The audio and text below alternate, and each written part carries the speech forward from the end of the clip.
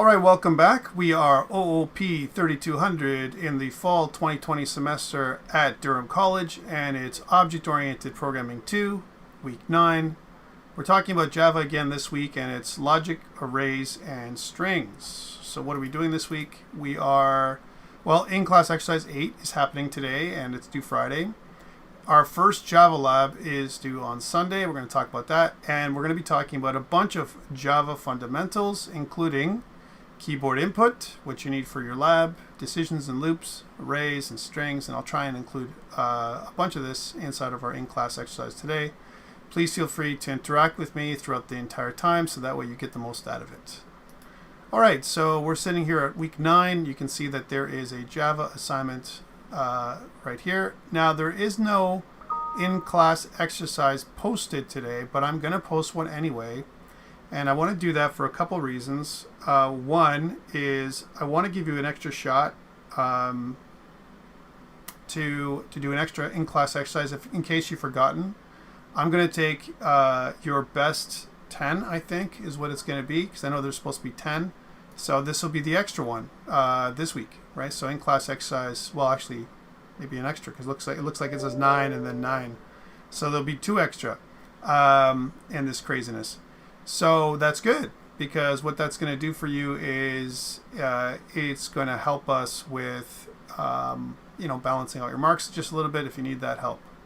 So that's one thing. We're going to be talking about some basic stuff. So data types and variables again, some logic calculations, and those kind of things. Notice that week 9 and week 10 have very similar things where we have logic, arrays, and that kind of stuff happening right here. And there's also, we're going to talk about logic, arrays, and data today. So this is kind of a mix of what we're doing. We're going to kind of cover over the next week or so kind of the same stuff. So hang tight. I'm going to introduce it today, and then we'll cover it a little bit more detail by next week. Okay, so we'll get into it. But again, you got Java assignment number 1, which has been posted, which I'm going to talk about right now. So let's get to that. All right, so here we go. Here's Java 1, logic, arrays, and strings. This is due week 9. That's Sunday, November the 15th. This Sunday at midnight. Values worth 6%. In this lab, you're going to work with your partner to create a console Java app that will have the user enter bowling scores. Woohoo! For 2 games. So you're going to enter enough data for 2 games. The games are played by a group of 3 players each. So each game, so there's 2 games, 3 players. Same players are going to play each game. The program will then display each of the players' individual scores and their average. This program requires the use of a 2-dimensional array, just to get you guys to use that. The marks are spread out like this. You're going to get user input. That's going to be worth 20 marks. So that's going to be things like your name, your partner's name, and my name, let's say, as the player's names. You can also use another name instead of my name. I don't really need that. But you need to have valid names entered for your input. You also need to do some basic input validation, and we're going to be talking just a little bit about how to do that. You should know a lot of this already from C++. This is nothing new, but you're going to be doing it in Java, so there's going to be a bit of a learning curve in terms of how you enter stuff and everything else. Okay, so that's the 2 pieces. This is worth another 20 marks. So 20 marks, 20 marks. And here's an example of input. Let me just turn that off. And I'm also going to just silence our friend Discord for a second, just to make sure that there's no issues. So we're just going to go into D&D, and we'll come back to this in 1 second. Okay.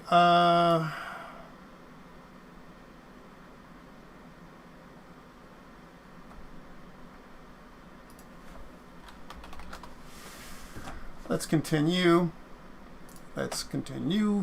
So that is this part. Then processing output is the other part. That's worth 30 marks. So notice that part is worth more because you need to format it, make it look nice, and so on. And I'll be talking about how to get input and output today, right? Which is something that you want to do. So there's an example of output. So the average, as an example, here's the average for game 1 and game 2, what they scored and what their average is going to be displayed. So that's the output, right? Pretty straightforward, I think. Program requirements for your main, you're going to make sure that the appropriate input, data, validation, output is described above. You can set up your main as you like. General requirements are the same. Internal documentation in terms of comments for you and your partner. Internal documentation as well in the program. And GitHub, you have to put it up on GitHub and create a short video. So all the same stuff that we did in the first half. There's also this piece right here, which is optional features and things to explore. I don't think it's bad to do something like this in a tabular format. Again, it's just options to get you guys to think a little bit differently, and then submitting your work as normal, a zip archive of your program files uploaded to DC Connect, a working link to your GitHub repository, you only need one, and a working link to your demo video posted on YouTube or some other streaming provider. That would be good. You have your evaluation criteria as normal, and this thing is worth 6% of your final grade. So that's all the same stuff that we've talked about in the other labs that we've had in previous sessions. Okay, so that's pretty straightforward. Okay, any questions around Java Lab 1? That again is due Sunday, this Sunday, I believe the November 15th at midnight. Lots of time to do this, guys. I don't think it's a very difficult assignment. It's literally input and output and using some arrays, which you should know how to do from C++. So nothing too insane. All right, so that is the that part. And let's get into the meaty part, which is, hey, I want to do some Java fundamentals. I want to get some input. We kind of did an intro last week, and this week, which is week 9, and next week, week 10, we're working with strings and arrays and a bunch of other stuff. I'm going to introduce some of these topics a little earlier, so we're probably going to introduce these classes and objects, probably move these things up. And then in the last week, just to give you guys a bit of a preview, there are some areas here that require a little bit more work. For example, classes and objects in 1 week, and then we get into Java packages and access control in 1 week. And we have overloading in Java in 1 week and Java templating in 1 week. We may spread these out a little bit over 2 weeks just because I don't want to kill you guys. All right, that's kind of how it is. And there might be a space where we don't have a Java assignment because I'm kind of including some stuff right now. Notice that the Java assignments, there's no Java assignment planned for week 11 as an example. So just, but there is a quiz planned during that week. So that's week 11 where you should have everything you need to do. That's going to cover the stuff that we've covered up to week 10. Okay, so that's kind of coming up in 2 short weeks. All right, it's coming up. All right, so let's get into it. First thing is I want to talk about getting keyboard input. And this is a little different. Last week we talked about system.out.println, and you might think that system.in would be the way to get it, but actually it only does bytes, which is really sucky for Java. And so what they do is they have something else called the scanner class. So the scanner class, it takes some kind of input stream. That's what it takes. And you can see that we're going to pass in the input object in here. Right? So there's some examples that I want to show you. And let me just skip over this. This is some just information about how the class works, which is for your viewing and reading pleasure. I'm going to get into the meat and bones of things, which is right here. And this is what I want to try and do first. Notice that when we set up a keyboard variable, which is of type scanner. We pass in system.in from the input, standard input. And then what we want to do is we want to do a keyboard.nextInt. Keyboard.nextInt. So what nextInt does is it converts, this is neat, this is a neat thing actually, it converts what you enter into an integer, which is interesting, which is something that might help you with some of the stuff we're doing. So let's set up our project. I'm going to skip right into IntelliJ here. We're going to make a new project right now to start off. So here's our new project. And again, just like before, we're going to just choose OpenJDK 15 or Java 8. It's up to you. I'm going to click Next. I'm going to specify command line app, Hopefully you're with me on this. Next. And the project name. So I'm going to make it so that it's in line with what we've done before. So OOP3200 F2020, and it's lesson 9. Okay, it's going to use the base package ca.Durham College. Think about, again, packages are namespaces in Java. Then I'm going to click finish. And when I do that, it's going to create our little program. Hey, we want to put this up on GitHub, and I don't want to wait. So I'm going to go into where it says VCS, and I want to start doing stuff with VCS. The first thing we need to do, remember from last week, is where it says enable version control integration. What this does is it allows us to choose which version control system we want to use. We're going to, of course, use Git and click OK. What this does is it, in the background, it does a git init functionality, which does what we want to do. That's exactly what it's done. You can see that. That's kind of cool that it shows us. Now, what we need to do is we need to create an initial commit. So if you click on commit here, you can see that I want to take these on version files and make an initial commit. So initial commit, and we're going to say commit, and notice it says commit and push. Let's try this. Well, we don't have any place to push it to, so it's going to ask us to create a remote. So just like last week, I'm going to click define remote. It's going to ask me to get a URL. This is where it's not as intuitive as Visual Studio. Visual Studio actually prompts us. There's a little bit of a plugin, and we can create stuff online. Here, we're going to have to do it manually. So we're going to go up to GitHub, and I'm going to go to Durham Programmer, and I'm going to create our new lesson for this week, which I'm going to call ICE 8. So new OOP, again, making it public, OOP3200-F2020-ICE 8. Okay, and then press enter, which is going to give us the thing that we need, which is this piece right here. This is our GitHub link, which is the URI that we're going to require. I'm just going to copy it by clicking on this button, and then I'm going to go back to IntelliJ and paste it in right here. I'm going to press OK. It may ask me to log in for the first time. As an example, when I push, if you've never pushed before, it's going to say, hey, you know, tell me who you are, and blah, blah, blah. So I'm going to push this. It's going to attempt to do what it's supposed to do. And as soon as it's done, you can see it's going to say push master to branch origin master. If we go back and refresh, you're going to see that, yes, indeed, we have our GitHub. I'm going to take this link just so that way if you're behind, you can always look here to check your code against my code. I'm going to go to my in-class exercise here, and I want to add a new URL, which I'm going to put here. And this is the GitHub link for week 9. So you'll be able to get that in our in-class exercise if you have any questions. So you can just go there, and you're going to have everything as normal. This is the same format we've been using all semester. So there's nothing that's going to really deter you from doing the things we've been doing so far. Are you with me? So I know I went a little fast there compared to normal, but I wanted to make sure you guys are good. Are you guys with me? Check marks if you're with me, X if you don't know what the heck I just did and you're way behind, and Daniel gives me a thumbs up. I like it, Daniel. Thumbs up is good too. All right. I think that's pretty good responses. I've got 17 of you on the call today. This is awesome. And I'm going to clear that and move on. Okay, so again, what I want to do is I want to get input. And the beautiful thing about Java is, first of all, let's add some stuff to the top of our code. I'm going to add some comments. You can add multi-line comments in here to specify your name and so on, and I recommend that. You know, something like author, and then maybe date, you know, what you want to add in, which is today's date, November the 11th, which is going to be, we're going to kind of move or roll over our Remembrance Day. I'm actually going to try and do a minute of silence around 11.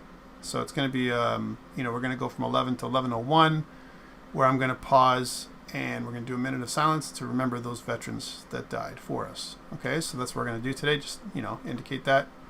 And there'll be a minute of extra recording too, just for those people who want to know. So there's my name and so on. So let's get moving on this because we're going to run out of time. Again, I'm not sure I like the structure I like to put my curly braces on top of each other because it makes it easy for me to swap out the signatures of classes, methods, and so on. Remember, just like in C++, we have a static method. I'm just going to move this out here so we can see this in its glory. We have a static method called main, and it takes a string array of arguments that if you actually inputted this array of arguments on the command line, you can input the arguments and use them as input, if you will, for your program. Anyway, so let's suppose that I want to use this system, the scanner. All right, so how do I do that? So if I go back to my code here, it says that I need to use scanner and then something like that. So let's do that first. Let's set up a scanner. So I'm going to say scanner. And notice it automatically puts Java util. I want to do this, and it imports our util, Java util.scanner. It kind of puts that input in there for us. So scanner, we're going to call it keyboard, right? And we're going to say that it's a new scanner object, which we're going to pass in system.in, which is the standard input, if you will, which is more or less the keyboard. So this is the first line we have to put in. We're also going to put in some kind of, we're going to try and get some information for us. We're going to put in a name and an age. So first, what I want is the name of a person. So we'll say that string, and notice that string, you have to put string with a capital S, name, right? And you need to initialize. We're going to talk about initialization now. For now, we're going to initialize our string as kind of the empty string. You can also initialize it as null. So you can do something like null. That's also fine. But leaving it empty, the program will not compile. So if you just did something like this, and you went on, and I tried to compile this thing like zo, well, typically what it will do is give you some weird, it'll squawk. It'll say, no, we don't want this. Now, the modern Java doesn't do that. It kind of initializes it as normal, but the proper way to do it is to initialize it with either a null or some kind of quotation marks. So that's the first thing. So as we said, we just want to do this. Then we want to get some kind of message to the user, like enter your name. So again, it's system.out.println and message to the user. So please enter your name, right? And then notice I'm using println here. We may decide to use print. We'll talk about that in a second. You should know what that means, so how that works. But what I want to do is I want to say keyboard.next line. Next line is going to input inside the keyboard a string. That's what keyboard.nextLine does. We need to assign this to something, just like it's done here. So we're going to say this is assigned to name. Okay. If there was a problem, we would see that. Let's say you typed. So system.out.println. We want to echo back what the user entered. You entered. And then some kind of string. We can put %s, comma, as well as the string itself, name, which is typically what we want to do. If we want to do printf will do that for us instead of println. So system.out.printf will do that, right? System.out.println won't format a thing. So we'll do this kind of thing first. Let's see if this works. So again, I'm going to run it. It should ask us for a name. Enter your name, and it's going to say, my name is Tom. Notice it took the input on the next line. That's not desirable. And I pressed enter, and it says, you entered Tom, right? If I want it on the same line, take away the ln. So system.out.print, which is very similar to what we've done with a cin and then a cout, but a cout without the end line. All right, so that's kind of the same thing. If I try this again and I run it, then we're going to see that I can enter my name here this time around and push it out, and same thing. Okay, so that's kind of input and output. Fairly straightforward. And we haven't really done that last week, so I wanted to kind of talk about that this week, which is all going to be part of your assignment. All right, cool. So that is the first part. We've got some basic input happening. Let's put this up on GitHub. Again, practice how to use the version control system that's here. I'm going to go to commit, which happens to be appearing now after I've got GitHub running. I'm going to flag the items that have changed. So the default change list, these things, these are all the things that have changed, right? And what I want to do is I want to change the commit message that says included basic input and output. So basic input and output test. That's what we did. We're going to do a commit and push this time, so we can do a one and done. It's going to say, do we want to really do this? It says no errors were found, but we have a warning and one warning. Do we want to review? Nah, just commit and push. And it tells me where. I'm going to push to master, push, and we're good. So now we got 2 commits. And it's going to say, hey, push 1 to master. If I go back to GitHub here, let's go back to GitHub.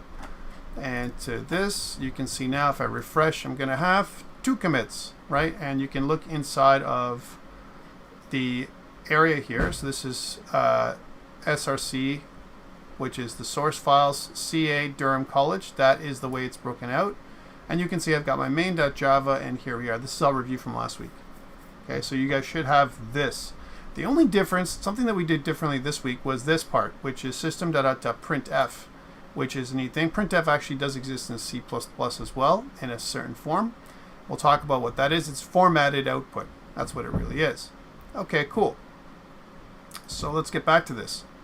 And I'm just going to do this. But what if I wanted to enter an age, and I wanted to make the age actually something else? So I said that, you know, my age is actually, I don't know, some kind of float, right? Because my age is not exactly a number, and I want to start off with an age of 0.0f, let's say. Remember, f, just like we would normally do. And then what I want to do is I want a system.out.println. Let's copy some of this stuff so we can save some work. So system.out.println, please enter your age as an example. Let's also add in an extra space, right? So we'll say a system.out.println, right, with nothing in it. We can do that too, right? Just like we would if we were going to do some kind of write line with C#. So C# it's very similar to that. We don't have to give it an input, just like we've done. We can kind of space it out here. And age is here, but instead of doing name is equal to keyboard next line, what we want to do here is do age, let's see if you guys can guess it, is equal to keyboard dot, and let's see which one is the next thing. Well, here's next float, guys. It's that simple. Next float. Cool, but we want to enter it, and we want to print out a floating point number for age. Okay, so this is it. But when we do this, if I do this kind of thing now, and if I press play, then we're going to get name and age. Let's say, for example, I put my ages as, I'm going to make a number up, 32.5, which isn't really right, but whatever. I'm going to get this, 32.50000. That's not optimal. I'm not 32.5000. Hell, I'm not even 32.5, but you know what the heck? What we want is some formatting. So, well, let's see. If I put a comma in here, right? 32.5, and I put a bigger number in there. And by the way, let's do the output. Let's do the output at the end. So let's grab all of this. Instead of getting this output twice, here's our output. And let's do some stuff like this. Output. This is input, right? So here's our input section. Input, right? Where we're getting input in, name and age, right? And let's see how this works again when I put a comma in here, right? So I'm going to press it, and I'm going to go through this. I'm going to say Tom. It's also going to say my age. I made a mistake. My age is going to be 32.58429188. I make this up, right, to see what happens. And if I enter, it's going to give me that same number rounded up. So 32.5843. Why? Single precision, right? So that's the thing. If I wanted this much detail, I'd have to use a double. And it says, Tom, you entered Blunk, and you entered Blunk. So this isn't right because we've moved things around. We want printfs to give me an extra line. Do you think that maybe I can put a \n in here? What do you think? Is that possible? Can we discern that this is going to happen. And what about if I wanted to put point 2f, which you guys should have seen before, and something like C# or C++. And if I go through this and try it again, so again, we're going to say Tom and our age, which is 32.584211, and I press enter, it should give me Tom and 32.58. Notice it just truncated it to the, or rounded it to the nearest 2 digits, because that's what I specified here. Okay. Pretty straightforward and really good in formatting. I'm pretty sure you guys are happy with the way this works compared to normal.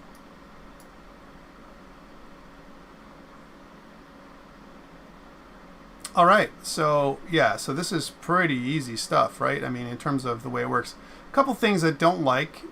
We do a print, and notice that how the output looked. So if I go back to my terminal, right? Sorry. If I go back to what we were showing, right? So if I go to my run log, a couple things. You entered, comes up this, like this, and I got a space in here when we enter stuff. Got a space in here, right? System.out.print, then I get some entry and I get a space, right? I get a space in here. I got a space between it because of this, right? So let's move this part over here. So I don't want the space in between there because that's no space. That looks a little better. I'm formatting my input, right? Redoing it one more time. And by the way, we're going to talk about formatting in a second, which is really, really an important piece. Just going to go back in this again.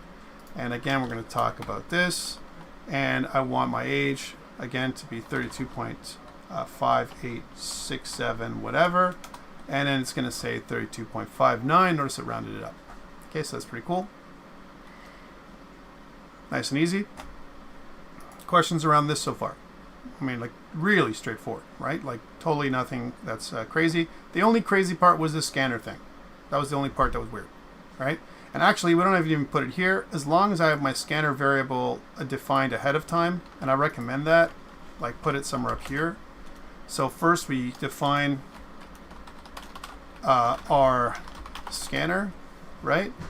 And then we get input in different layers. So first we get input here, and then we get some more input. We've noticed that I have to use different variables for this. Yeah, nice. Everything's good.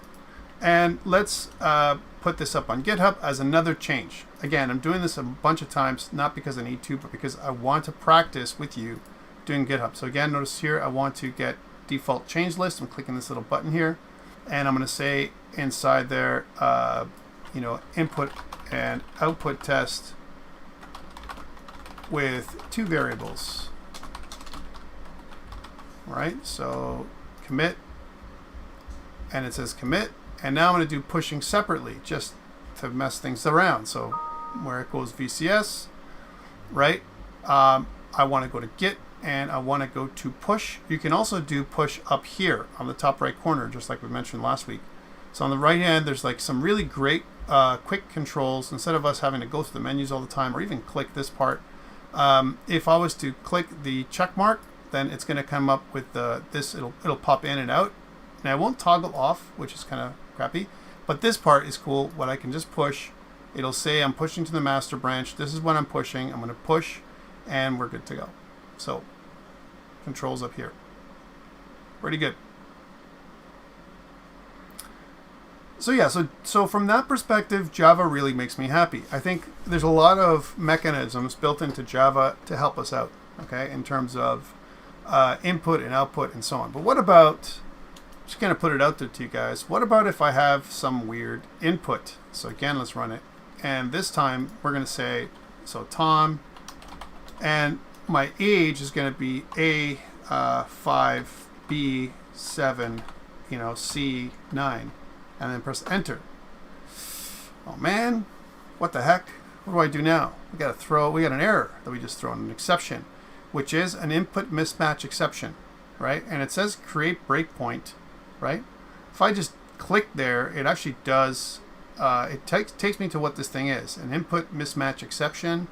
and then it kind of defines what this is. If you don't know what that is, create breakpoint actually creates a breakpoint in your code wherever you want it. This is how you can make breakpoints happen. I'm not going to do that here, but you could totally do it, right?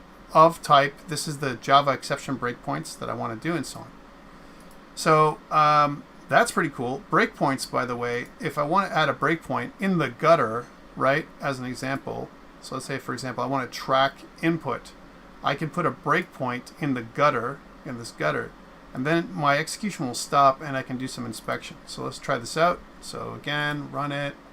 And before I print it out, I go Tom and 32.5846, something that's reasonable. And then what happened? How come it didn't stop at my breakpoint, right? Because it says code execution.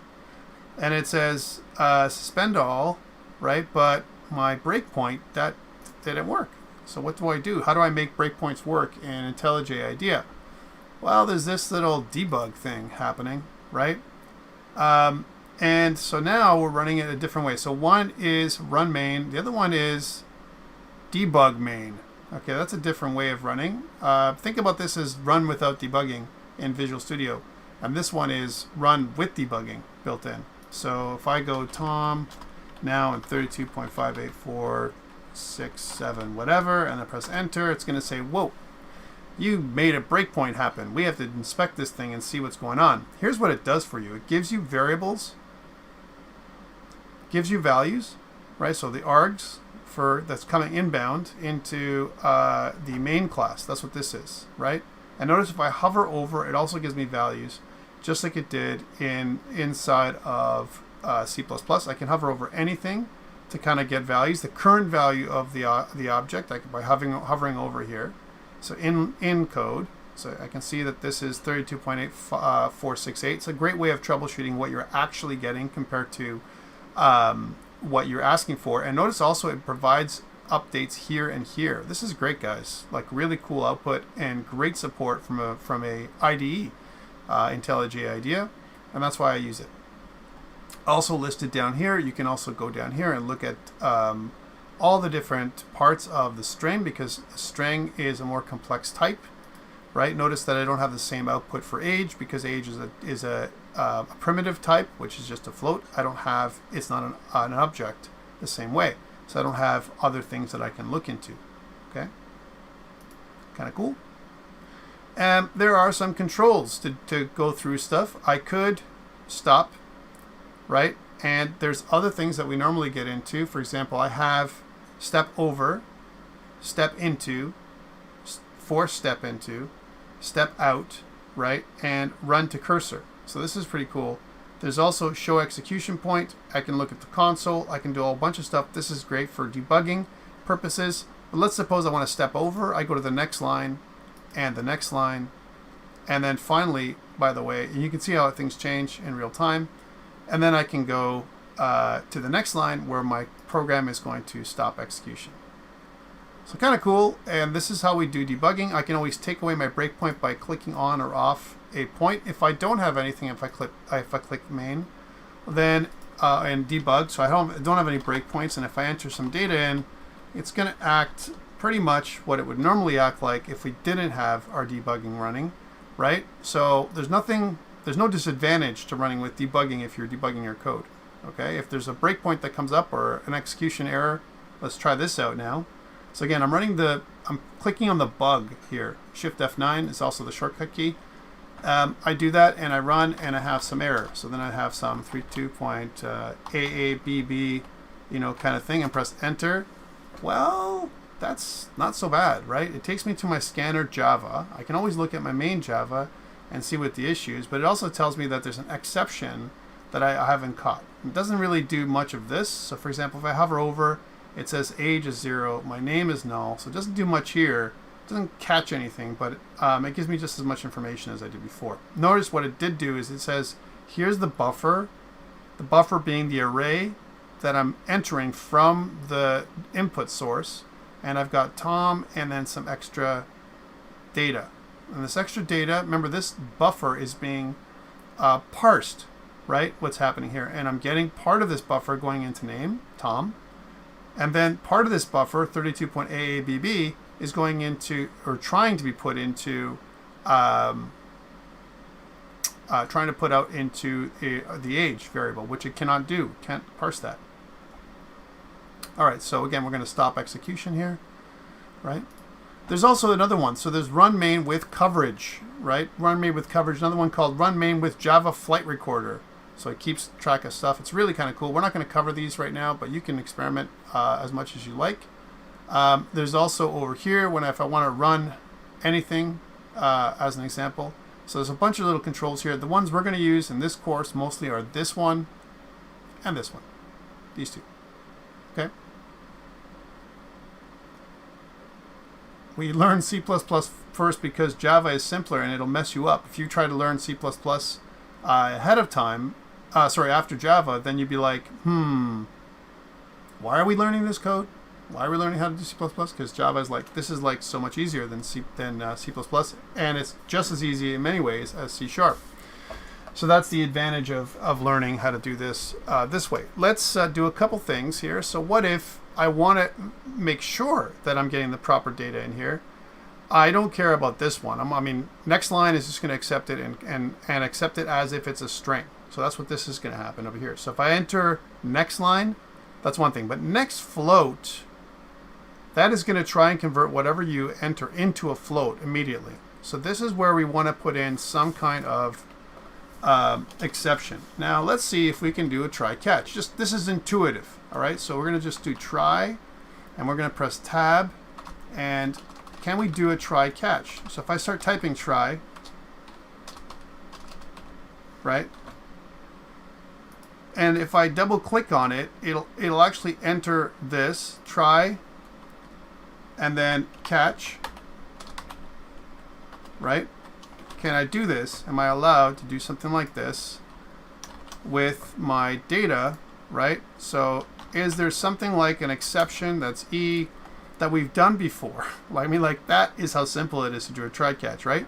So let's try this. Let's put the age or converting this this part right here, the next float in here when we get input, right? So what I want to do is please enter your age, right?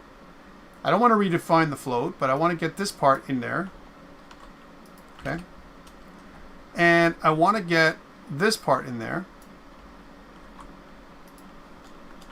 So this part, right? And system.out.println, I want to be able to do that too. So, right? Well, actually, that doesn't really matter. That's just a space. Let's put that down here in the output area because that's really where it belongs. All right. Well, right now we are trying to do this just like we would in C++. We don't know what an exception is. There's different kinds of exceptions.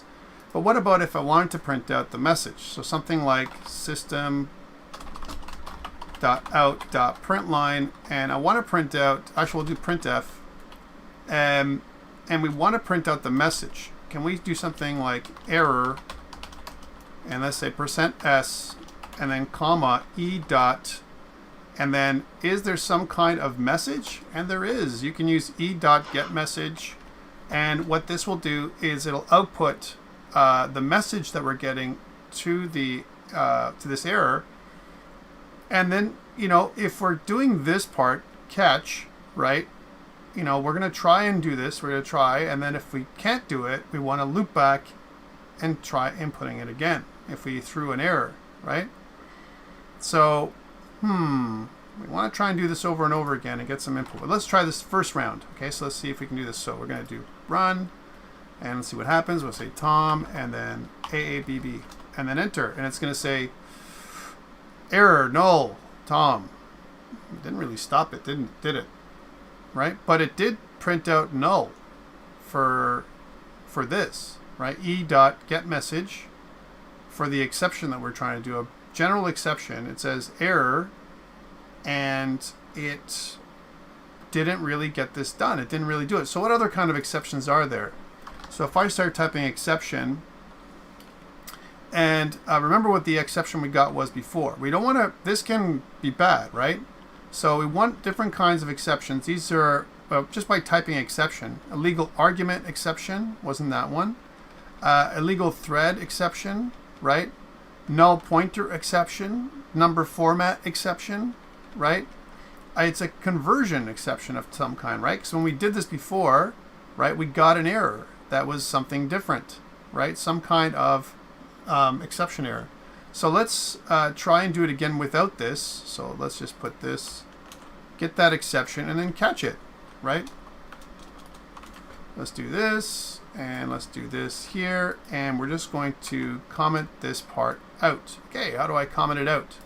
Right click. Is there a way of commenting it out, you know, as an example, like here in some kind of thing? What do you think? Can we do that? If I refactor, it says I can do a couple things with refactoring, right? I can rename, I can move the class, I can copy a class, I can do safe delete, I can do a bunch of stuff, right? I can introduce a variable, I can introduce a constant, blah, blah. I can also do folding, I can expand and contract and all that kind of stuff. I can generate something, constructor, tests and copyrights and a bunch of other stuff. None of that makes any sense. Let's just put it in, so I can just do one of these, right? And you can see that now that's commented out. So we can try and get our error again. Let's try and get that error while we're going. Let's make sure that there's no errors in our code. Oh yeah, this is a problem, because this would be, doesn't make any sense, does not compute. And let's try that again. So what error are we getting when I put, you know, something like that in there? I'm getting an input mismatch exception error. And that's what I want to use, an input mismatch exception, right? Okay, cool. That's what I wanted. I want to, by the way, if I go to problems, it'll tell me the problem, right? If I go to run, it'll show me this part, right, from a running perspective. Okay, nice, nice, nice. And let's put that back inside there. So let's just get rid of this. And we know input is what we had before, right? We know we can always, by the way, go back to run. The last run is right here. Input mismatch exception is what we want to capture. So let's see if that is even an option. So I'll say input mismatch exception. We'll say E as the exception. That's what the exception is, right? We can also choose this. It gives us some suggestions. Input mismatch exception, and we can do that. We can say input mismatch exception dot get message, right? So it'll actually show this error, whatever it says, right? Now we can output the error. We can also say please enter, you know, your stuff again, you know, and we can get that done. How do we do it with C++? What do we do when we want to keep on entering data? Do you guys remember? I want to try and use the same structure intuitively to get input. Well, let's first try this out and see what happens, and then see what you guys come up with. Right? So again, I'm going to call some names pretty soon. 32.AAABBB. And it's going to say error null. What? It says error, but it didn't stop my execution. And it didn't print out anything because there's no message. We need read prompt with a loop. Okay, but how did you do it in C++? I like that. So get cause, right? Fill stack trace. Do while or while. Yeah, okay, no problem. But what do you check in the while? You need a sentinel variable to check, right? Notify all, wait. We can do a bunch of stuff here. Or we can just say that for input mismatch exceptions, for this type of exception, what we can do is just say error, please enter something like you entered, you must enter a valid floating point number. Something to the user that's going to tell them that, hey, my friend, out.println, something went wrong. Okay, if input mismatch not equal to null, okay, I like that. Or if it equals null, then print, otherwise reprompt until valid. Okay, let's try that out. So we're going to do a while loop here. And while what? Input is not equal to null. All right. Really? So while. No, I got that backwards. Sorry. What do you mean by that? Is equal to null? So if input mismatch exception equals null, then we know there's been no errors. We can print. Okay. Otherwise, we prompt. While not equal to, so input mismatch exception, while input mismatch exception is equal, well, not equal to null, right? So that's what you want to say, is not equal to null, is what you want to say, right? Okay, and then some kind of loop, but expression and, kind of we're checking for an expression that that won't do. What else can we do? Is there, maybe you want to look it up. Maybe you want to Google that. But we want to do this. We want to do the while or do while, right? Oh, while age equals null. Okay. Null would be included. All right, let's try that. While age is equal to null, right? While age is equal to null, well, that didn't really equal operator and null cannot be applied to float. I mean, we could check for 0, but that is really weird. And we're not going to get 0. We're going to get some other value down here, right? We could say that if it's anything else other than 0, we could say while age is 0, 0, f. We could do that, but that makes assumptions. If we did this, that kind of makes assumptions. That's what's going to happen, right? So that, well, you need to enter an age greater than 0, right? So, and you can do that. You can test to see if the age is greater than 0, right? And if it's not, print out a message and then reprompt. So you could do something like, because the age of 0 makes no sense, right? 0.0. 0.1, okay, that's like the person who's just born. But let's suppose that, and again, you have to think about these messages. So you can test for age, but the only way you can test for age is if you bypass this try-catch, because you can't compare age with a number unless you have a proper age. So you have to compare the number down here. So this is another thing you can do. You can say if age is less than, or is still equal to, let's say 0.0f, which is not a great test because it's you're comparing a floating point number, which is also weird. Then you can also output something like system.out.println. Another error, right? You must enter an age greater than 0. An age greater than 0.0. Okay?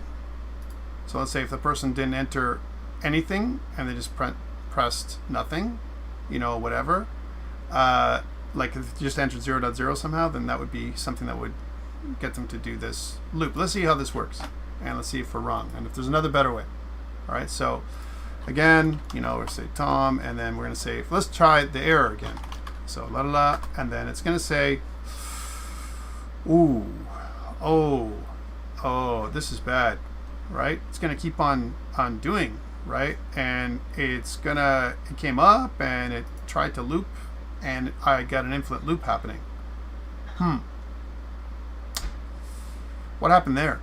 I mean, why did it even go back and do this kind of thing? I'm just pointing this out because you're going to have to do this in your code, guys, right? So it's going to keep on entering. It's because age updates to null after the fail, right? And okay. So it's age never equals 0.0f after it fails the first time. So it's never going to do this, right? So can we test some other thing? Can we say that if not age, we can't do that either, right? We can't test that. We could do some other things. Let's say, for example, I could make a flag, right? So I could say that positive good input. I can make something called dirty. And by the way, dirty is not a bad word. It's actually a term we use in programming. If we have a dirty flag or a dirty bit kind of thing, we could do that. We could say that Boolean dirty dirty flag. We'll call it dirty flag is equal to true, right? While true, while dirty flag. So while it's something's wrong, that's what this means. Or improper input, or whatever you want to do. You could do this, and you can try, and then if this is true, if it's good and it works, then you can put in dirty flag is equal to false. That's awesome, right? So we skip over this part, then we check to see if its age is thing, then we switch dirty flag to true, right, which makes this not good, and this is also dirty flag to true if you want to be crazy. But, I mean, this is something you could do. You have a sentinel variable, which is a Boolean, in front of a while loop, which is normal. Right? And let's see what happens. Hold on a second, Nick. Let's see what happens here. So, Tom, and then AABB, and then it's going to go forever again. What the heck? How did it, So I have one question. Shouldn't the while loop be inside the try? We can do that. We can put the while loop in the try in a second. I'm just trying some stuff out here just to show you some options, because we want to try this out, because you're going to get to this point and you're going to go, darn it, why is this doing this kind of crazy stuff? And what? Look, it didn't even give me my input this time around, right? This is like you enter 0 and it didn't even do what it was supposed to do, right? So if not dirty flag, right? So dirty flag is equal to true, right? While it's not true, right? So now it looks like it's always false, right? Dirty flag is always false, right? So while it's not true, right? Then, well, what? I don't understand, right? So let's try this. While dirty flag is equal to true, well, this dirty flag is equal to false. These ones are equal to true. It's going to loop back and do it again, and it's going to keep doing it forever. Tell me. So in our if statement, instead of it being age equals 0, 0f, shouldn't it be if age equals keyboard.next float? And then we can put that in the brackets to see if it fails. If age is equal to keyboard.next float? Yes, so putting that line inside the if statement. In the try, you mean? Yeah. Okay. Let's try that. If age is equal to this. That's okay, that's alright. So if age is equal to this, then. Hold on. If age is equal to this, right? That's what you're saying. In here? Is that where you want to do it? No, I thought we could just prompt.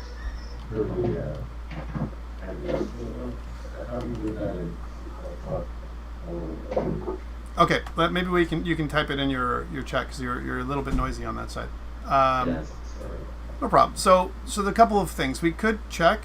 Here. I don't want to take up too much of our time here, but I wanted to bring it up because what you think should happen and what actually happens are two different things, is what I'm trying to show you here. So system.out does please print your age, right? It tries to get input from your next float, right? And it skipped my input. Like it totally skipped my input completely. Like when I did this dirty flag stuff, it says, okay, true, dirty flag is false. Whoa, right? And that is if I get an input at all, that is my age. It's not even waiting for me to get an input. Let me show you something one more time. Let's do this one more time to show you what's happening here, right? So I'm trying to do this. I skip over to this, and then what? What happens? So I get my name, but as soon as I press enter and I put my age, let's say I put my age as, AABB, then it's going to go forever. It's going to go forever. AABB, right? Even though in our mind, when we put AABB as an age, it bypasses this, right? It goes back up here, right? And it says dirty flag is equal to true. Then it comes, okay, so it's going to try it again, right? Shouldn't it come down here and do this again? But what happens is it doesn't, because the way it gets input from the keyboard, guys, it's got it in its buffer, right? So it's almost like I need to clear my buffer or something like that, like flush my buffer, right? So I get my input, and then I want my keyboard dot, and I notice there's a bunch of stuff, like delimiter has next, right? Has next int, match. There's a bunch of stuff that keyboard can do. Remove, radix, reset, tokens, toString. There's a lot of things here in the keyboard, right? And what about something like do I want to close my keyboard? I mean, what about next? What does next do by itself? Like there's a lot of stuff that's missing from our information. Let's look it up. So we're going to say we want to set up keyboard is really, if you think about what that is, it's a new scanner. So I want to take a look at the scanner code, and get it done.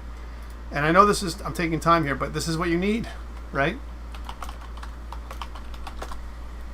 Java scanner. So okay, so the scanner, the user class for scanner. Okay, tells us how to do the scanner. You can see that we're going to do our system.in, next line, gets it all in. This is W3 schools, yay. And it's nice, and it talks about how we get input and the next double. We can get it next, the next, but it doesn't do that. It says you will get an exception like input mismatch exception. You can read more about exceptions and how to handle them in the exceptions chapter. Wow, look at that. Try catch for all types of exceptions. And then what we want to do is we do a system.out.println. It shows us how to do the exception. We want to do a try to do this, system.out.println. We look at the exception. There's also a finally, which we didn't use, right, which does some other kind of thing, yay. We can use the throw keyword to make an exception. We've done this kind of stuff before. But how do we keep getting input? That doesn't show us what to do. So this isn't no good. How about documentation? That's also great. Java scanner with examples. Let's go back to this first and look at our documentation. Hard to read. I'll zoom in here so we can look at it. So it is the scanner class. And what I'm looking for from this one is not just... so notice it also says find in line. I can do a scanner. I get input as a string. I can say that, hey, that string, which is like a keyboard for us, find in line. I'm looking for a specific thing I'm wanting to. I'm using regular expressions here. That's pretty cool. Localized stuff, number syntax, where I can get all kinds of number stuff. And here are the constructors. So my scanner, my input stream source is what we did. That's system.in. Character set name, I can specify a character set name, and a bunch of methods. Closes the scanner. I'm not sure if I want to do that. So close, I'm not sure that that's the right thing. Delimiter specifies a type of delimiter, right, for the scanner itself. Has next, returns true if the scanner has another token in its input. So if there's no other input, this will return, it's a Boolean, so it'll return false. That's one way of thinking about it. Has next big decimal, has next big integer, has next int. Returns true if next token in the scanner's input can be interpreted as an integer value in the default radix using the next int method. See if I click onto that, do they give us some examples? Probably not. Has next int, right? And if not, it throws an illegal state exception if the scanner is closed. So has next int looks ahead. That might be something we want to use for an integer or a float. Has next float, which looks ahead to the next thing in the buffer, in the stream, if you will. All right, so that's kind of cool. Match next finds and returns the next complete token from the scanner. We can look for a certain pattern. There's a lot of details here and tons of, you can see how many overloads. Tons and tons. Remove the operation is not supported by implementation of the iterator. Resets the scanner. What does this do? Resetting the scanner discards all of explicit state information which may have been changed in invocations. An invocation of this method is a form reset behaves in exactly the same way as the invocation scanner use delimiter, some kind of default where use locale and radix of 10. So that's kind of cool. Maybe we want to try and do a reset. Skips input. That's kind of like our ignore, right, on C++. Convert it to string, right? We want to try and convert stuff. We can use the limiter and sets the local scanner's locale to the specific specified locale, and radix is the type of number system that we're talking about here. Okay, so all right. So that's interesting. So it looks like the ones we want to think about using is, hey, do we have a next float? Do we have a next float, which is a Boolean, right? If a Boolean exists, if the next thing is a Boolean, right, then I want to redo it again. Okay, that's what I want to do. If the next thing is not a Boolean. I also want to clear the scanner which looks like we should reset. Let's see if that makes sense. Again, using pure intuition, because you need to do some of this stuff, guys, when you're programming a new language, right? Again, we can look up the exact thing, but let's play. This is part of what we're doing here, right? So instead of doing this dirty flag stuff, let's not do the dirty flag thing at all. Dirty flag, we don't need that, right? Maybe we do, but let's not do that. We want to say that while my keyboard, right? So while keyboard dot has next, right, float, while there's a next float in the keyboard, right, keep reading. Or if there's not a next float in the keyboard, if there's not something that's been entered as a next float, we're looking for a floating point value, do it again. Let's see if that makes any sense. So we'll get rid of this. And what we want is, if it fails, so if it's okay, we keep going, but if it fails, we want to do a keyboard dot reset. I'm not sure this is going to work. And what about this one? May want to do it here too, right? Because this is going to be something we want as well. All right, and we don't even know if this condition is even going to work. All right, let's try this out now and see if we're made a right guess. So Tom, and then AABB. Oh, what dot? What dot? What I? That didn't work like I wanted it to, right? Let's try that again. So let's rerun that output, right? So again, notice what I did. I went over here to rerun it.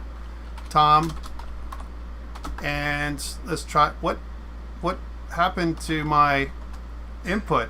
I entered some stuff, but it never asked me to enter anything, and it reset my keyboard right away, and it kind of stole my input.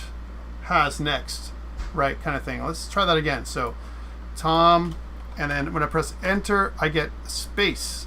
I don't get like my next prompt. And if I put in a number and press enter, I get this, right? So it's like looking for the right thing, and that's not really cool in any way, right? If I try it again, and if I go to Tom and put in like nothing, and I keep pressing enter a bunch of times, that's not going to do anything for me. It's waiting for me to enter forever some kind of next float, right? So it won't even allow me to put in this at all, right? So okay, that's interesting. We want to reprompt, and this kind of looks at to try and see if the next number is a float, right? Has next float inside of it. So that kind of didn't do what we wanted it to do. Let's do what you said, Nick. Let's take this while loop away for a second. And what about if we put the while loop, so we have an error, whatever, and we're doing a try catch. We're trying to catch exceptions. And so we catch the exception, we make an error, and then we want to go back and reprompt out here, right? We know that the age, this part here, it should be here, because that's going to work no matter what happens, this age is going to work. But this is where we get into trouble, right? This problem right here, right? So I want to capture this thing. So has next float is going to return a Boolean. Is there an next float or not? I want to get it. I can also say if it's not a Boolean, then what's going to happen? Let's go back out to our code here and get some exceptions. So here's scanner with exception with examples, right? So we're saying, okay, we're going to get an input. Here's some output. Here's my scanner class, right? As an example, next bytes and all those kind of things. And what about the proper thing to ask, which is Java scanner input validation. All right, so this is what we want to do. I'm just picking the first thing I can see here. All right, we look, it's showing it has next. Does it have any token at all?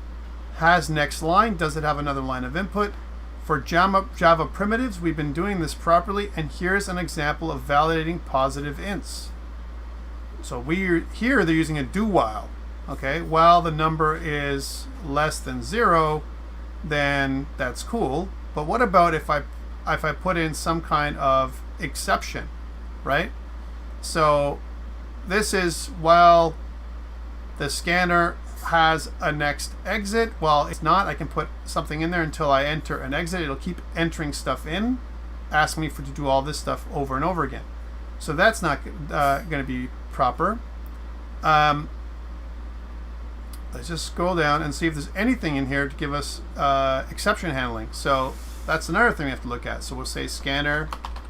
So Java scanner exception handling. Java scanner exception handling and reprompt. Because guys, you're gonna have to look at this on your own. Try catch block. It does not reprompt. We tried this. That's we're running into this, and it says here's our catch-all, and it says this consumes the invalid token now, right? Keyboard next line. Okay, and then what we want to do is in the catch it says number of threads equals keyboard not next int. It wasn't able to get the next input as the previous one was still invalid, right? So this is something we can do, and so we go to the next prompt, a next line. So that's what this is telling us to do. We can try that because it's doing exactly what we're trying to do. While here's prompt user is true. Look, they're using a control variable like we tried, dirty flag, right?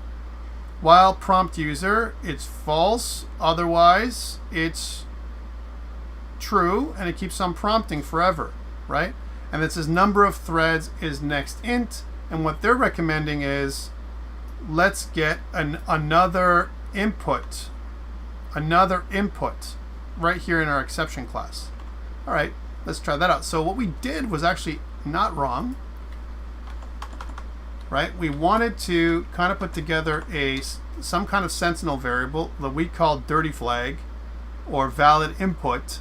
So let's say, so while not valid input, right? We want to kind of make it so that it's positive or input is valid or whatever. So we'll say Boolean. We can call it, this could be dirty flag, some kind of thing that you want. So we'll call it is valid input, right? And we'll set is valid input to false, right? And then we can say while not is valid input, then we want to put all this inside of there. Okay, so this is the stuff we want to try and do again. We're going to say that is valid input is equal to true, is valid input is equal to false, just like we had before, right? And we don't want to do a keyboard reset. We want to do a keyboard next line.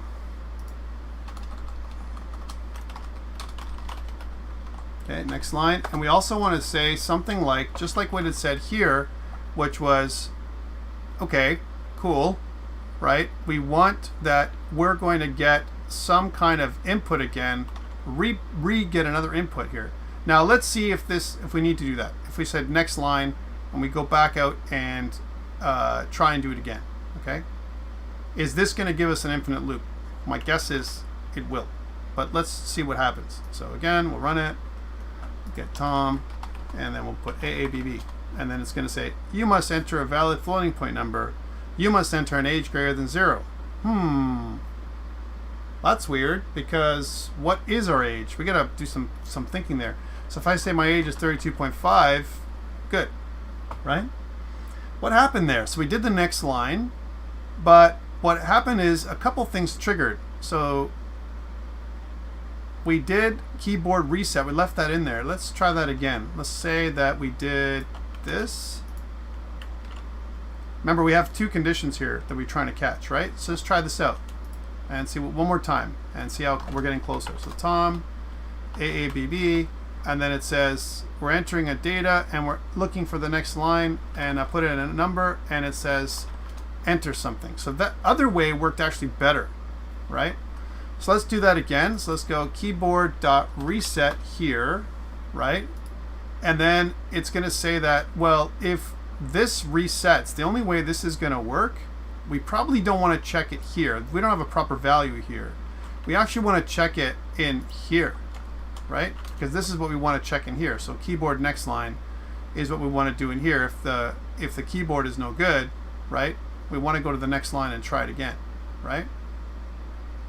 Let's see if this makes any sense. If this makes any sense now. All right, so save and run and try it again. So Tom ABB forever, right? That's the same thing that we went for last time when we did this keyboard reset. Let's do a keyboard next line over here, right? And let's see what happens then. All right, again, we're trying to configure this so it works properly. Cool. Enter a valid number. That worked. The next line thing is working for us. So now I enter 0.0, and now it's going to say you must enter an age greater than 0.0. Awesome. Right? And then we're good. So that's an example of good input handling for the way we did it. Notice that we use next lines instead of resets, and we use it twice. Once for the range that we're looking for. We actually only check for 0.0, which is not great range, and the other one is for the type. Input handling is something that would cause you a bit of consternation to not know how to do this properly. And notice that I used a sentinel variable. That's what we call this.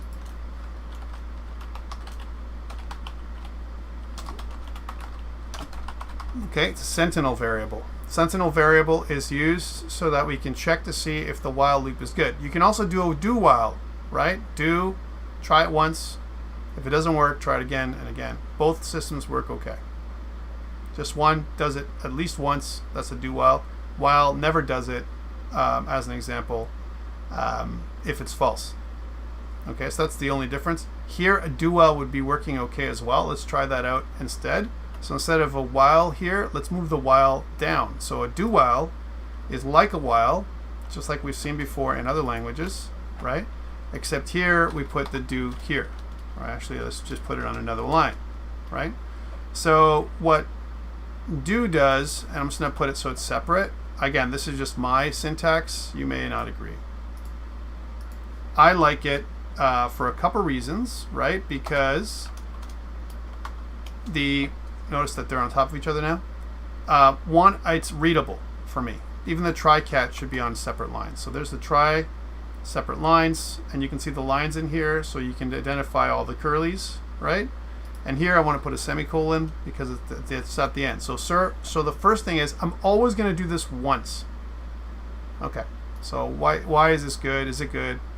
So if I say something like Tom and I enter my name, my age, let's say as an example, then I put a proper value in there, then I'm good to go, right? It's going to end the code.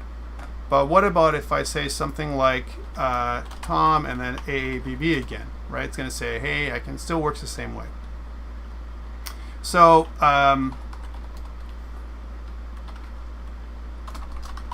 you want to put an upper value too, right? Because no one's high, maybe greater than 120.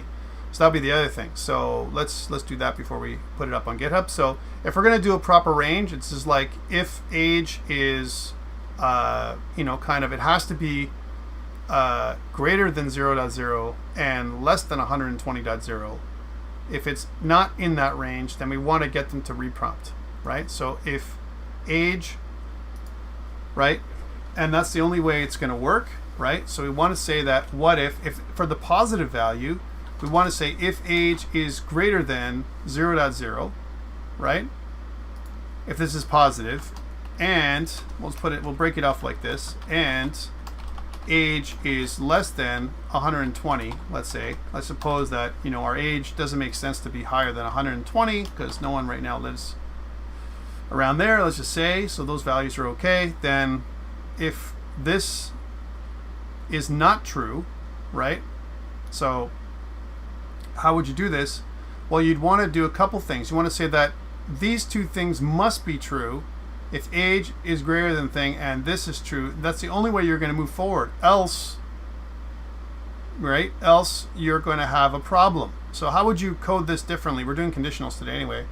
How would you code this differently for the negative? How would I make this the negative instead of the positive? Right now it's positive. It says if these two are true. Right? So this is a condition. If age is less than or equal to 0.0 or age greater than 120. So less than or equal to 0.0, right? Or, that's the opposite, age is greater than, let's say greater than or equal to 120, right? And we want to put F's because we're talking about floating point number. If it's outside the range, either if it's outside this range in the bottom or it's outside the range on the top, this is the opposite, this is the negative, right? We could also have put not in front. That would have done it too, by the way. If not the positive result, then it would have done it too.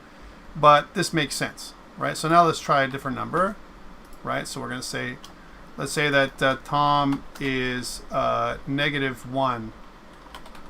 It's going to say it's invalid, right? Okay, what about if Tom is 121? It's not valid. What if Tom is actually 100 years old? Okay, I wish I was not 100 years old yet, but whoa, I put an F, right? That's what the problem is. Okay, what about if I put 100?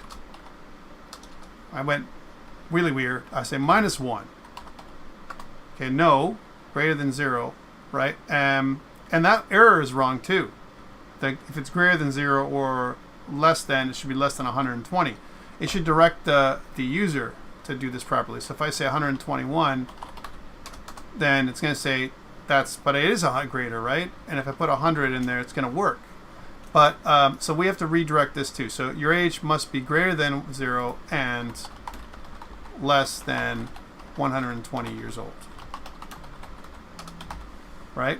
Some kind of direction for the user. So that worked great. Okay, now let's put it up on GitHub. So commit. I'm going to say added simple validation for user's age, right? I want to select all the default change lists, and I want to do a commit and push because that's nice and quick. Okay, you should have all that now up online. Are you with me, my friends? I know this might be a little painful to watch, but I'm doing this, and I spent a lot of time doing this here because there's a couple things also I want to mention, which is make sure when you do your videos, let's talk about the submissions for you guys. Let's make sure when you do your videos, there's two things. I can hear you. If I can't hear you, I've been straining to hear you. You lost some marks in your first set of labs if I couldn't hear you. Right? That's the first thing. If I can't see your screen and if it's fuzzy, right, you'll lose marks, right, in your lab as well. So that's the thing I try and look at. Okay. Please don't embed your video inside of a file that I got to download. So don't give me a link inside of a zip file. Okay, that defeats the purpose, guys. Right? Then I have to download everything again. If there's no problem, I want exactly what it says here in the submission details. I want a zip archive of your files, a separate link to your GitHub, and a separate link to your YouTube video or some other streaming provider in the comments. When you make a comments, when you submit you do your submission, because it becomes very challenging. Your little PowerPoint, I don't really need it. All right. All I'm looking for is it has to be the title screen, as an example, for your video. So in your video, when you start off, there has to be a title page that shows you and your partner and what this thing is that you're making, okay? That has to be the first page on your video, not a PowerPoint that you submit to me with the link. That is not going to suffice this time around. I accepted them in the first half. I will not accept that. You'll lose marks in the second half. Please do that. It makes it a lot easier for me to mark. All right, so we covered all of this part, which is getting input. There's also some information here about formatting, which is covered in here. Please take a look at this when you have a chance. Next, decisions and loops. We just did this. We did if statements and loops, do while and while. There's also for loops that are very similar, and relational operators the exact same. So we covered this part, right? The next part is arrays. And one thing that you're going to be asked to do in this part is to do a multi-dimensional array. A multi-dimensional array. So what does that look like? Just like in C++, when we declare a single array of values, So this is a single dimensional array. So int array of, that's called primes, right? As an example, this is declare an integer array variable, and int primes array. So very similar to what we've done before, okay? And you can see that you can do it like this. So int array of primes is equal to a new. You can specify how big the array is. As an example, the new keyword is you're creating memory for the array. All right, so that's what's happening there. And then once you do that, then once you declare it, you can go through it and look at it. One thing to note is that arrays, just like in C++, are immutable. Once you've created them, you can't modify them, right? So so again, here's a double array that's called even. Here's my initialization, 2, 4, 6. If I said double value, that's also called even. Then what I'm actually doing is I'm not assigning values, I'm pointing. This is a pointer to the even. It's actually a reference is what I'm doing here because it's a complex type, right? So I'm pointing to the even memory. It's the exact same stuff I'm looking at. There's actually really only one array. The second one is just a pointer to the first one. There are no pointers, but there are references that you can make. So be careful about this. This is tricky. And here's an example of array with random values. So an example would be, so I have my double samples is a new array. Nope, I'm almost done, Nicholas. We're almost done. You know, this, I want to do a little array too. Why not? We'll talk about the array. We're almost done with the thing. So so some kind of array of 50 double values, and then for every for loop, I want to do math.random. Look at that, how simple that is. There's no seeding you have to do or nothing. It's just going to give you a random number between 0 and 1, right? So a normalized value between 0 and 1, and it's going to multiply by 100, and it's going to get some random samples. We're going to try doing that in a second. Okay, so cool, that's nice. And let's get into multidimensional arrays. Well, just like in C++, multidimensional arrays are arrays of arrays. So 10 arrays of 365, 10 array objects of 365 floating point numbers. So 10 years basically of data. That's what this would look like. Temperature, right? So, or, so that's what it would look like. So here's an example of arrays or multi-dimensional arrays. So here we're defining 3 arrays, right, of floating point numbers. 3 arrays, right? Here we're defining a new floating point array. Here's the first array of 6 element. Notice I'm looking at samples 0, 1, 2, 3. And I'm having arrays of arrays. That's what we're doing here when we're defining more than one element of these things, right? And that's it for arrays. Let's get into that really quickly because you need to make a multi-dimensional array. So what I want is I want to fill up a multi-dimensional array just to satisfy our requirements. So we'll call this array. So here's our multi-dimensional. This is a little bit contrived. I'm so sorry. Array example. How do I do that? So again, I have to specify the type. Let's suppose I want random numbers in a cell of, let's say I'm doing a chess, kind of a chessboard, all right? And my chessboard is going to have 8 by 8. It's an 8 by 8 array, all right? So 8 cells by 8 columns and 8 rows. All right, so I want to kind of do columns and rows. Let's do that. So I'll say rows is equal to 8, and int columns is also equal to 8 rows and columns, right? And then what I want to do is I want to specify a new array, and the array is going to be, I don't know, floating point values of some kind, right? So I'll say a float array. Now I want to do a float array like this. Is that the right way to do it? Let's take a look. Yes, right? And let's call this something like our board, right? a float array that's a board of values. So let's say it's 64. There's 64 squares on the board. A board of 8 by 8, right? I want to make sure it's equal to a new floating point value. It prompts me, right? And I want to say rows and columns, right? It kind of specifies how large my array is, rows and columns. Okay, cool. Let's do a for loop. So I'm going to say that, let's see if I can do a for I, if I'm not wrong. For I want to say that the outer one, let's say, for example, we'll call it X. And for the outer one, we'll say it's less than the rows. We'll do rows first, right? And then the inner one, we'll do Y, and we'll say that it's columns, right? And what we'll specify is that for board X,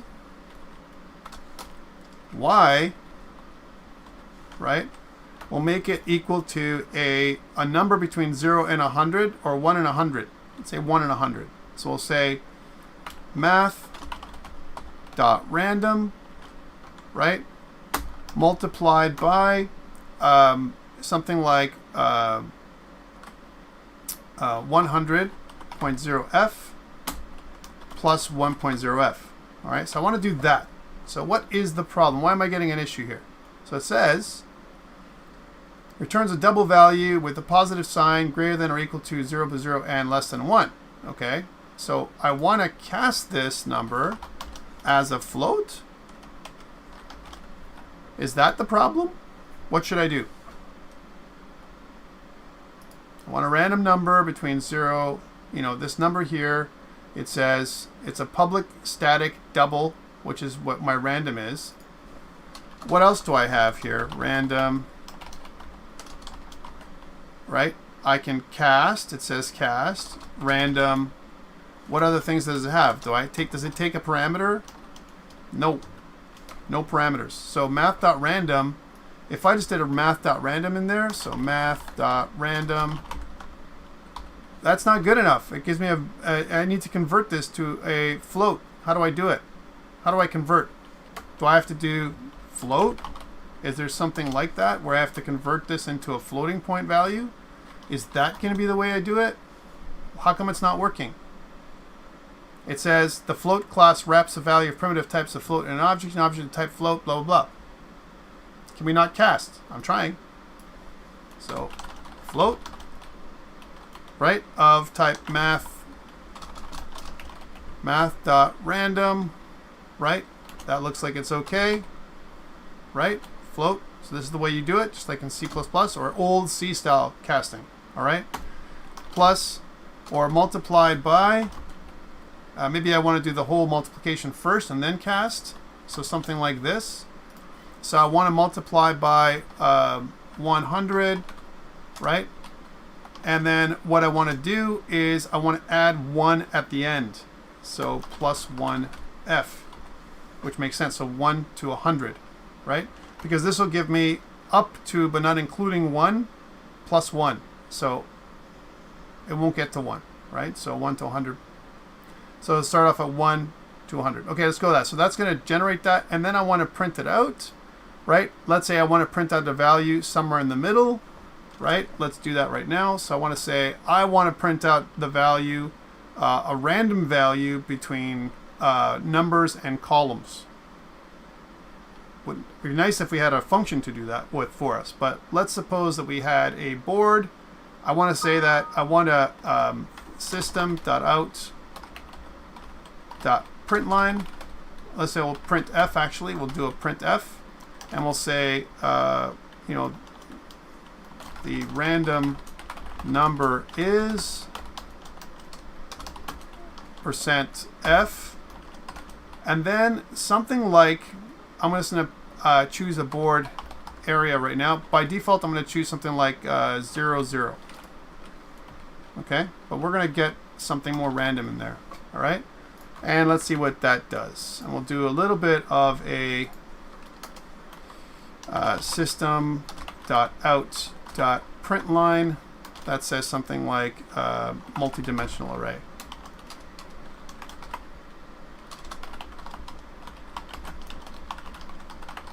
Okay, I'm just putting it out there, guys, because you're going to need it, right? And ta-da. Let's try this again. So Tom, I'm only 10 years old, and array, the random number is 87.254684. I want to specify that the number of values I want are 2 decimal places again, so 0.2 is what I want to specify, right? And I want a random, so random columns and random thing. I want to specify, so how do I do that? I want to get a random number, so I'll say, can I use var? Like, is that possible? Do I have some kind of variable or auto or something like that in Java? So if I say var, you know, like the number of variables is ren. So var rand, right, is equal to math.random, right? And I want to multiply by up to 8. So up to, let's say, rows, multiplied by rows, right? And then plus 1. And then what do I get here when I hover over random? Random is never used, but what variable is random, right? I mean, I use var as a keyword, right? Remember, we kind of did this last time. And here's random, right? So I want to say random rows, 1. And do I want to do 1? I probably don't want to do 1. I do want to do up to rows, right? And I want to also do a math.floor.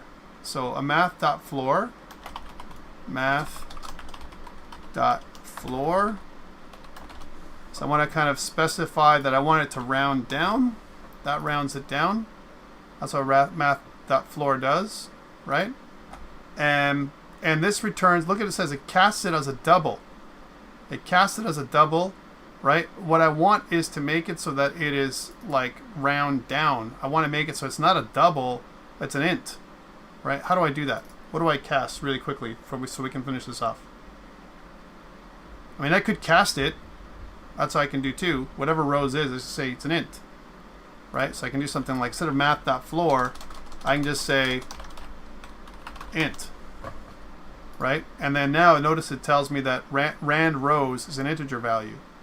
And it's going to go from math.random from 0 to 8, not including 8, right? Because it'll never be 8. So that's okay. Let's put that random rows in there. Random rows. And we'll do the same thing with random columns. So some random number, right? Random columns. Put random columns in there. And we'll print out, I don't know, 10 random values.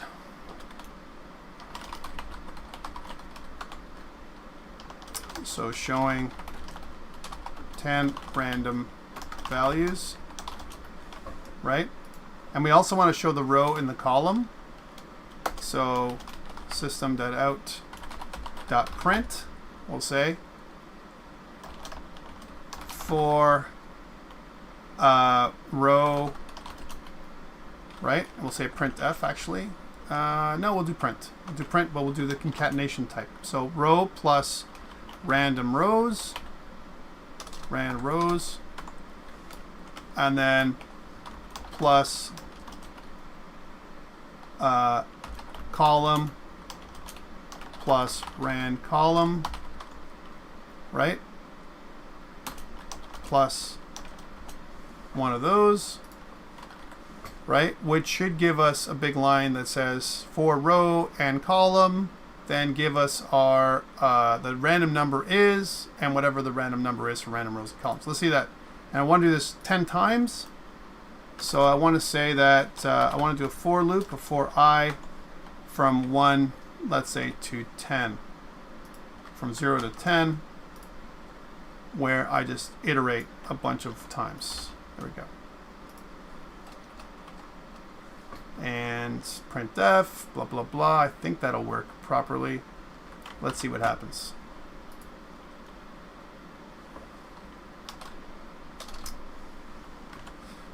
let's see what happens. Let's try running it one more time. So Tom, age 20 this time, and it did it, but it did it like all the way here. It looks like it worked, but what we want at the end of this thing is for it to print out a \n, right? So the number is, and then \n is what we want there. Let's try it one more time. So Tom and 32, and now we have all our data. So it says for row 4, 5, the number is 57.56. For row 2, 3, 33.55, 0, 4, and so on. So that's how you, similar to what we've done before inside of a thing. Now, I'm not even sure we could get the same value again because we didn't specify we can only get the unique values. So this could be, we could get back the same things over and over again here. Pretty good. Contrived, but it does what I asked you to do, which is do some random values. We also explored doing things with casting in Java, which is slightly different than what we've done in C, as well as these, which is basically implicit type declaration, right? As opposed to explicit type declaration. Implicit is like we use var instead of auto, right? Or the same var keyword that we use in C# is the same one we use in Java, like we mentioned before. All right, this is the end of our ICE. Let's put this up on GitHub. So we're going to say cool. We're going to say contrived example about multi-dimensional arrays. There we go. And so we did that. We hook off on these, and we want to do a commit and push. And we're going to ignore the warnings, and we're just going to push it to GitHub. All right, guys, questions. This is pretty straightforward stuff. We spent a lot of time doing some validation, which is what I wanted to focus on because it was kind of the difficult stuff. If you've never seen input before, then remember the scanner part, which is kind of the piece that we need to use for input. Okay? Otherwise, that's it for me. Let's get back to make sure. Please read the rest of the PowerPoint. It talks about the string class and how we can use something called the string builder to wrap around the string. And what it can do for us is when it comes to doing things like comparing strings and so on, we can't use a comparable like this. It would never work. We have to use equals and so on. So please take a look. Part of your homework is looking at this part of the PowerPoints, which is very straightforward. It's not that difficult, but it talks about how strings work slightly differently than maybe in C++ or even in C#. So take a look at that. It's not that crazy to look at, and it makes sense. All right, any questions before we go? All right, I'm going to stop recording now, and I'm going to take questions. Maybe people don't want to come on the line and ask questions.